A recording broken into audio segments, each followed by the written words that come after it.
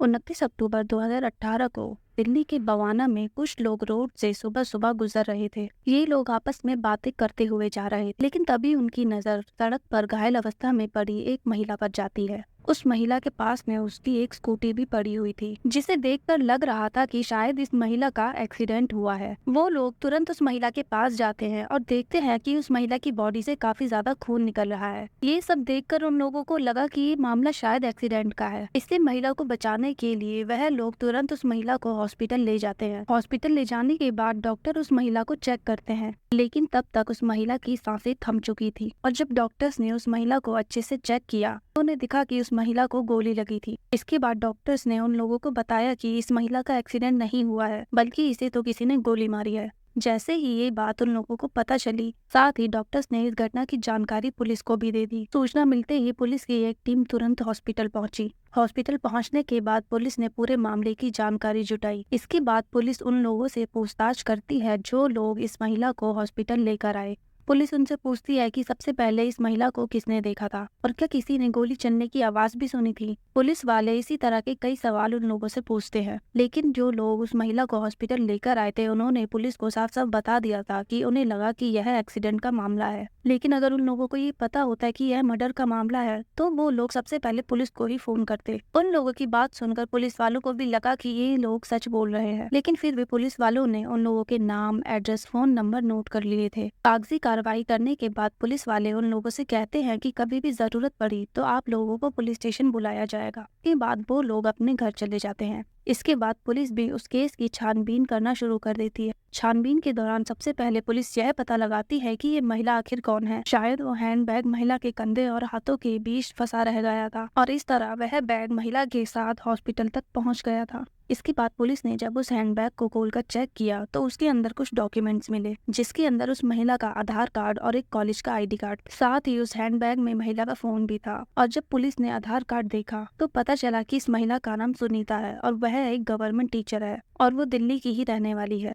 अब पुलिस उसके घर का पता करती है और साथ ही सुनीता के मोबाइल में से उसके पति का नंबर भी निकलवाती है और फिर उसके पति के नंबर पर फोन किया जाता है। सुनीता के पति का नाम मंजीत था। वह पेशे से एक प्रॉपर्टी डीलर था।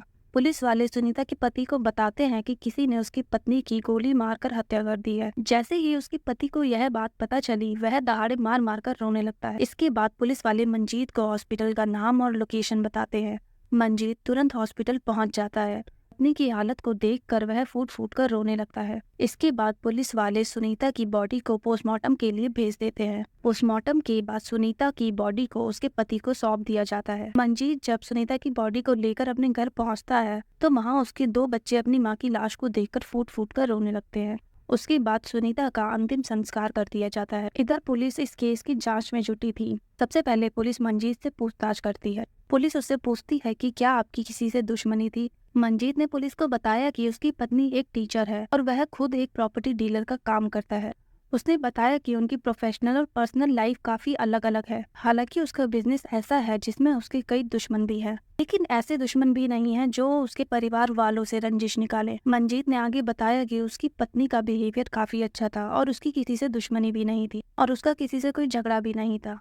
लेकिन अब सवाल यह था कि अगर वह इतने अच्छे स्वभाव की थी तो किसी ने उसको गोली क्यों मारी। इसके बाद पुलिस घटनास्थल पर पहुंचती है और घटनास्थल की अच्छे से जांच करती है, लेकिन उन्हें वहां से कोई भी सबूत नहीं मिला। लेकिन दिल्ली पुलिस की मुश्किलें तब और ज्यादा बढ़ने लगी जब ये मामला मीडिया के जरिए पूरे देश में फैल गया, क्योंकि मीडिया में दिल्ली पुलिस की लापरवाही और नाकामी को बार बार बढ़ा चढ़ाकर दिखाया जा रहा था। इधर सुनीता का पति मंजीत भी लगातार मीडिया और पुलिस के सामने इंसाफ की गुहार लगा रहा था। और अब हर तरफ से जब पुलिस पर इस केस का दबाव बढ़ने लगा तो पुलिस ने इस केस की जाँच और भी तेज कर दी। पुलिस हत्यारे का पता लगाने के लिए हर संभव कोशिश कर रही थी, लेकिन पुलिस को फिर भी कोई भी सुराग नहीं मिलता और ना ही अभी तक हत्या के कारण का पता चल पाया था। लेकिन पुलिस ने हार नहीं मानी। पुलिस अपनी जांच पड़ताल आगे बढ़ाती रही। अब पुलिस दूसरे एंगल से भी जांच करना शुरू करती है।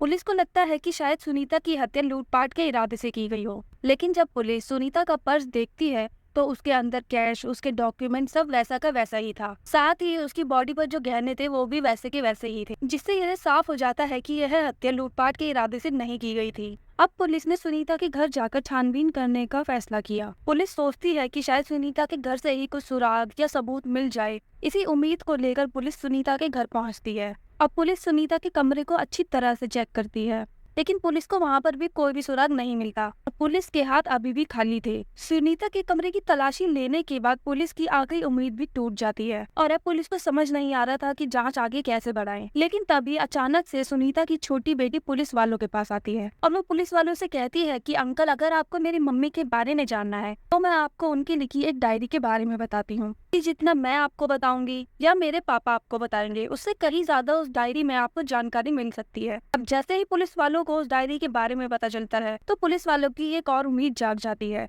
और इसी के साथ पुलिस वालों को पहली बार एक ऐसा सुराग मिला था जिससे सुनीता के बारे में पूरी जानकारी मिल सकती थी। पुलिस वाले उस बच्ची से उस डायरी के बारे में पूछते हैं कि वह डायरी कहाँ है, तो बच्ची तुरंत अपने कमरे में पुलिस वालों को लेकर जाती है और अपनी अलमारी में से डायरी निकालकर पुलिस वालों को देती है और बच्ची पुलिस वालों से रिक्वेस्ट भी करती है कि ये डायरी पढ़ने के बाद आप मुझे ये वापस कर देना, क्योंकि इस डायरी में मेरी मम्मी की यादें और बहुत सारी निशानियां हैं। और इसके बाद पुलिस वाले उस डायरी को पढ़ना शुरू कर देते हैं। अब जैसे जैसे पुलिस वाले उस डायरी के पन्ने पलट रहे थे, उसी के साथ सुनीता की लाइफ के काफी सारे राज भी खुलते जा रहे थे, क्योंकि इस डायरी के मिलने से पहले पुलिस के पास कोई भी सबूत नहीं था। लेकिन अब इस डायरी को पढ़ने के बाद पुलिस वालों के सामने सारे सबूत थे और ये डायरी इस हत्याकांड की खुद एक गवाह भी बनी। उस डायरी में लिखे गए शब्द खुद ही बयान कर रहे थे और उस कातिल का नाम और उसके बारे में भी काफी कुछ बता रहे थे। दरअसल उस डायरी में यह लिखा था कि वो लड़की बहुत गंदी है, उसने मुझे परेशान करके रख दिया है, उसने मेरी लाइफ परेशान कर दी है, जिंदगी से अब मन भरता सा जा रहा है। मेरा पति उस लड़की के लिए मुझे तलाक देने की बात करता है और आज तो उसने ये भी कह दिया कि मैं तेरा कत्ल कर दूंगा। मुझे समझ नहीं आ रहा है कि अब मैं क्या करूं। इस डायरी को पढ़ने के बाद पुलिस वालों के सामने सुनीता के पति मंजीत का नकाब उतर चुका था और इससे यह भी साफ हो गया था कि सुनीता की हत्या में कहीं न कहीं मंजीत का हाथ तो जरूर है। लेकिन डायरी में सुनीता जिस लड़की की बात कर रही थी वो कौन थी, इस बात का पता लगाने के लिए पुलिस मंजीत की हर हरकत पर नजर रखने लगती है और जब मंजीत की कॉल डिटेल्स निकाली गई तो उससे पता चलता है कि वो लगभग डेली ही एक मॉडल से बात किया करता था और उस मॉडल का नाम था एंजल गुप्ता। एंजल काफी बड़े प्रोजेक्ट्स में काम कर चुकी थी और वो काफी एड्स में भी नजर आई थी। एंजल ने बॉलीवुड स्टार के साथ भी एक गाने में काम किया है। अब ये तो साफ हो गया था इस हत्या की स्क्रिप्ट प्यार, साजिश, धोखे पर लिखी गई थी। अब पुलिस शक के आधार पर मंजीत और एंजल को गिरफ्तार कर लेती है